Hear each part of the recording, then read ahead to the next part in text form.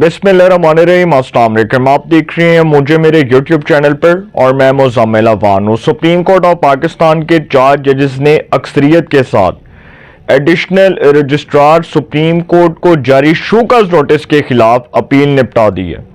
एक तो पहली खबर ये है, इसके ऊपर बात करूंगा। दूसरी खबर ये है कि सुप्रीम कोर्ट ऑफ पाकिस्तान में 8 नए जजेस के हवाले से जो इजलास होने जा रहा है, 8 नए जजेस की तकर्री के हवाले से जो इजलास होने जा रहा है 11 फरवरी को जुडिशल कमीशन ऑफ पाकिस्तान का, वो बहुत इंपॉर्टेंट होगा।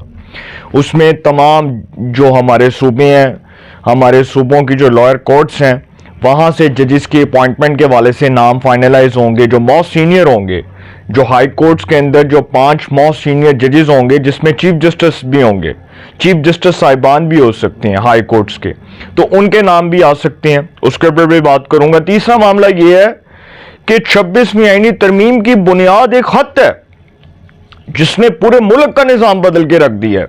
यह कहना है जस्टिस मोहसिन अख्तर कियानी का, माशाअल्लाह सुभान अल्लाह, सत्ते खैरा।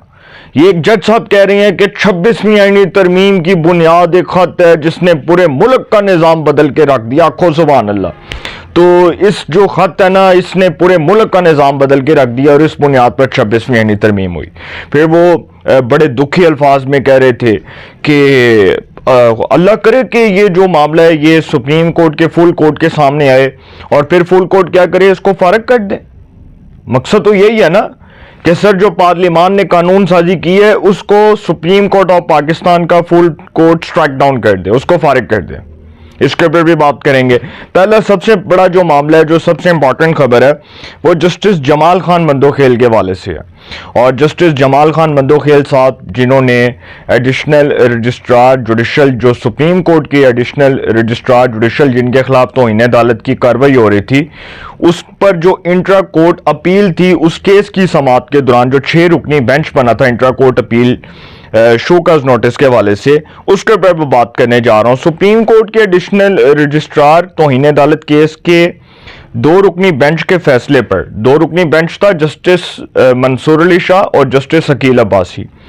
2 रुकनी बेंच के फैसले पर बात करते हुए जस्टिस जमाल मंदोखेल ने कहा कि जिस अंदाज में तौहीन अदालत का मुर्तकिब करार दिया गया, कमेटी इजलास में नहीं जाऊंगा, क्योंकि जस्टिस मंसूर अली शाह ने लिखा है कि जो 2 जजिस कमेटियां वो तो इन अदालत की मुर्तकिब हुई हैं, दोनों के खिलाफ जो है वो मामला सुप्रीम कोर्ट के फुल कोर्ट में जाना चाहिए। उन्होंने कहा कि दोनों जजिस कमेटियों ने जुडिशल ऑर्डर को नजरअंदाज किया। ये जस्टिस मंसूर अली शाह का कहना था। अब इस हवाले से सुप्रीम कोर्ट के 6 रुकनी बेंच ने एडिशनल रजिस्ट्रार नजर अब्बास को जारी शोकॉज के खिलाफ इंट्रा कोर्ट अपील पर समाअत की। समाअत के दौरान 2 रुकनी बेंच के तौहीन अदालत फैसले का हवाला देते हुए justice Atar Minallah the great ने कहा कि एक मसला है, ये फैसला हमारे सामने चैलेंज नहीं है, फैसले का जायजा तब ले सकते हैं जब चैलेंज हुआ हो। फिर जस्टिस शाहिद वहीद ने कहा कि अगर फैसले पर सो मोटो लेना है तो इसका इख्तियार आईनी बेंच के पास है। जस्टिस मुसर्रत अली ने कहा कि खुदा न खास्ता इस वक्त हम सब भी तौहीन अदालत तो नहीं कर रहे। उन्होंने सवाल किया कि हम तो नहीं तौहीन अदालत कर रहे। फिर इस मौका पर जस्टिस जमाल मंदोखेल ने कहा कि अब ये फैसला अदालती प्रॉपर्टी है, एक बार सारे मामले को देख लेते हैं ताकि रोज का जो तमाशा लगा हुआ है ये खत्म हो जाए। देख लेते हैं ये तौहीन अदालत की कार्रवाई शुरू कैसे हुई, क्या कमेटियों के फैसले इस बेंच के सामने चैलेंज हुए थे। ये बड़ा इंपॉर्टेंट सवाल किया। जस्टिस जमाल मंदोखेल ने कहा कि मैं रोज सुनता हूं कि मुफादात से टकराव का मामला है, इसलिए हम ना बैठें, आईनी बेंच में शामिल करके हमें कौन सी मुराद दी गई है। हम रोजाना 2 बेंच चला रहे हैं, 2 चीजों को पढ़कर आते हैं, क्या ये मुफादात से टकराव है। जस्टिस जमाल मंदोखेल ने रिमार्क्स दिए कि अगर आईनी बेंच में बैठना हमारा मुफाद है तो फिर शामिल ना होने वाले मुतासरीन में आएंगे। मुफादात से टकराव वाले और मुतासरीन दोनों फिर केस नहीं सुन सकते। ऐसी सूरत में फिर किसी हमसाया ममालिक के जजेस लाना पड़ेंगे। कोई मुझे बता दे हमें आईनी बेंच में बैठकर क्या फ़ायदा मिल रहा है। हमारा वाहिद मुफाद आइन का तहफ़्फ़ुज़ करना है। बड़ी ज़बरदस्त बात की उन्होंने। फिर जस्टिस जमाल मंदोखेल ने कहा कि जिस अंदाज में तौहीन अदालत का मुर्तकिब करार दिया गया, मैं कमेटी इजलास में नहीं जाऊंगा।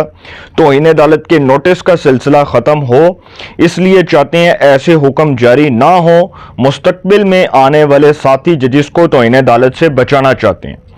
اس موقع پر جسٹس اطہر من اللہ نے کہا کہ ایک سینئر سیاستدان کا بیان چھپا ہوا ہے، ملک میں جمہوریت نہیں، بیان ہے کہ ملک آئین کے مطابق نہیں چلایا جا رہا۔ بدقسمتی ہے کہ تاریخ سے سبق نہ ججز نے سیکھا، نہ سیاستدانوں نے اور نہ ہی قوم نے۔ 6 ججز کا عدلیہ میں مداخلت کا خط آیا تو سب نے نظریں ہی پھیر لیں۔ جسٹس اطہر من اللہ نے کہا کہ 6 ججز کا جو خط کا معاملہ تھا اس کو نظر انداز کر دیا گیا، اس کے اوپر تو میں بعد میں بات کروں گا نا۔ جسٹس جمال مندوخیل نے کہا کہ اگر ہم آرڈر کریں اور فل کورٹ نہ بنے تو ایک اور توہین عدالت شروع ہو جائے گی۔ اب اس میں جسٹس اطہر من اللہ صاحب جو ہیں دی گریٹ، وہ کہہ رہے ہیں کہ 6 ججز کے خط کا معاملہ جو ہے وہ نظر انداز ہوا۔ اس سے پہلے ایک خبر پر بات کر لیتے ہیں، پھر سکون سے اس خبر کے اوپر بات کروں گا، میں بہت ٹائم ہے میرے پاس آج۔ جسٹس یحییٰ فریدی جو چیف جسٹس آف پاکستان ہے، ان کی زیر صدارت 11 فروری کو جوڈیشل کمیشن کا اجلاس ہوگا۔ جوڈیشل کمیشن کے اجلاس میں یہ فیصلہ ہوگا کہ جو ہائی کورٹس کے ججز ہیں، جو موسٹ 5 جو سینئر ججز ہیں، ان میں سے کس کو سپریم کورٹ آف پاکستان میں لایا جائے۔ جو سندھ ہائی کورٹ ہے، بلوچستان ہائی کورٹ ہے، لاہور ہائی کورٹ ہے، پشاور ہائی کورٹ ہے، اب وہاں سے کتنے کتنے ججز جاتے ہیں، کیونکہ ٹوٹل 8 ججز کی اپوائنٹمنٹ ہونی ہے سپریم کورٹ میں، تو 8 نئے ججز آ رہے ہیں اور سر عمران خان صاحب جیل میں ہی رہیں گے، کیونکہ خان صاحب کی جو امیدیں ہیں اس پر بڑی بری طرح پانی پھرا، اور خان صاحب کو یہ تھا کہ جی جو جوڈیشل کمیشن کا اجلاس ہوگا اس سے پہلے پہلے یہ سارا کچھ ہو جائے گا، اور پھر انہوں نے یہ بھی دیکھا تھا نا کہ 26ویں آئینی ترمیم بھی نہیں ہوگی، کچھ بھی نہیں ہوگا، منصور علی شاہ صاحب آئیں گے اور میں جیل سے ریلیز ہو جاؤں گا، تو سر وہ بیگانی شادی میں عبداللہ دیوانہ حال تو وہی ہویا، تو 26ویں آئینی ترمیم بھی ہو گئی۔ اب یہ جو بڑی امپورٹنٹ خبر ہے وہ یہ ہے کہ ایک جج صاحب ہیں اسلام آباد ہائی کورٹ کے جسٹس محسن اختر کیانی۔ پہلے سوال یہ کر لیتے ہیں کہ جی کیا ایک جو ہائی کورٹ کا جج ہے وہ مجاز اتھارٹی نہیں ہے؟ وہ مجاز اتھارٹی ہے، اس کے پاس کنٹیمپٹ آف کورٹ کی پروسیڈنگز کا اختیار ہوتا ہے، اس کے پاس توہین عدالت کی کارروائی کا اختیار ہوتا ہے۔ توہین عدالت کی کارروائی ایک ہائی کورٹ کا جج کر سکتا ہے، کس کے خلاف؟ ان لوگوں کے خلاف جن سے اس کو شکایات ہیں۔ 6 ججز نے ISI کی جوڈیشل معاملات میں مداخلت پر خط لکھا، انہوں نے کہا کہ جی ISI نے جوڈیشل معاملات میں مداخلت کی ہے، یہ 6 ججز کا اپنا اعترافی بیان ہے۔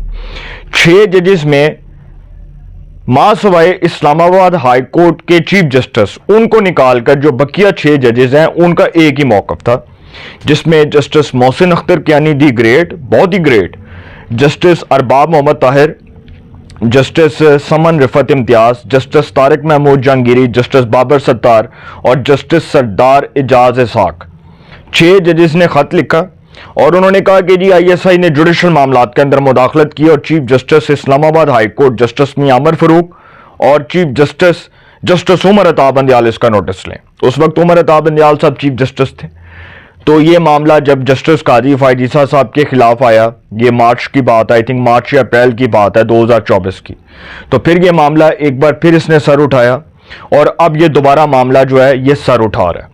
اب ایک جج صاحب یہ کہہ رہے ہیں کہ 26ویں آئینی ترمیم کی بنیاد ایک خط ہے جس نے پورے ملک کا نظام بدل کے رکھ دیا۔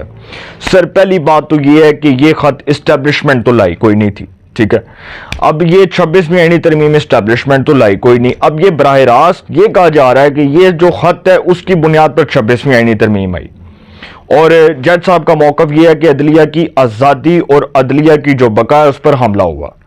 ان کا یہ دراصل کہنا ہے ان سمپل ورڈز جو پاکستان کے پولیٹیکل کومنٹیٹرز کو سمجھ آ رہی ہے۔ جسٹس محسن اختر کیانی بڑے کریڈیبل اور بڑے جو ہے نا اپ رائٹ جج ہیں، اس میں کوئی شک نہیں ہے۔ جج جو ہوتا ہے وہ بڑی محنت کر کے آتا ہے، ٹھیک ہے، جج ایسے ہی نہیں آ جاتا منہ اٹھا کے، جج نے قانون پڑھا، اس کو قانون کے سیکشنز کا، اس کو قانون کی کتابوں کا پتہ ہے، زبانی جو ہے اس کے زبان زد عام اس کو چیزیں یاد ہیں، تو ہم یہ کس طرح کہہ سکتے ہیں کہ ایک جج صاحب غلط ہیں؟